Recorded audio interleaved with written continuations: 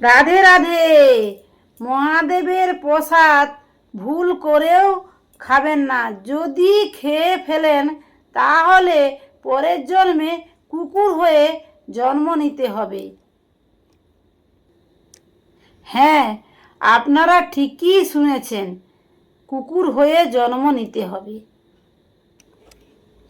আপনারা নিশ্চয়ই জানেন মহাদেবের প্রসাদ অনেকেই খান না, কারণ মহাদেব নিজেই শিব পুরাণে উল্লেখ করেছেন, যদি কেউ মহাদেবের প্রসাদ খান তাহলে তার পরবর্তী জন্ম হবে কুকুরকুলে।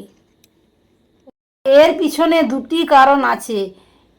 প্রথম কারণটি হলো, সমুদ্র মন্থনের সময় যখন হলাহল বিষ উঠে আসে তখন সৃষ্টিকে রক্ষা করবার জন্য মহাদেব বিষটি পান করেন। তখন দেবী পার্বতী মহাদেবের কণ্ঠ চেপে ধরেন, যাতে সেই বিষটি শরীরের ভেতর প্রবেশ করতে না পারে।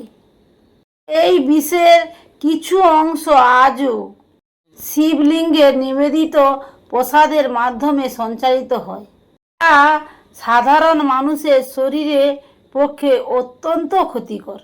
দ্বিতীয় কারণটি হলো, শিব পুরাণের মতে শিবলিঙ্গে প্রসাদের ওপর শিবের গণ চণ্ডেশ্বরের অধিকার রয়েছে। একবার দেবী পার্বতী মহাদেবের প্রসাদ গ্রহণ করতে চাইলে মহাদেব তাকে বাধা দেয় এবং বলে এটি চণ্ডেশ্বরের ভাগ। এতে পার্বতী মাতা অনেক রেগে যান, মহাদেবকে অভিশাপ দেন, আজ থেকে যে আপনার প্রসাদ গ্রহণ করবেন তার পরবর্তী জন্ম হবে কুকুরকুলে। তারপর থেকে মহাদেবের প্রসাদ সাধারণ মানুষের জন্য নিষিদ্ধ। যখন মহাদেবের ও বিষ্ণুর পূজা একসঙ্গে হয় তখনই এই প্রসাদ সকলের গ্রহণ করা যাবে। আর আপনারা এরকম ভালো ভালো তথ্য পাওয়ার জন্য আমাকে ফলো করে রাখবেন। প্রেম সে বলো রাধে রাধে।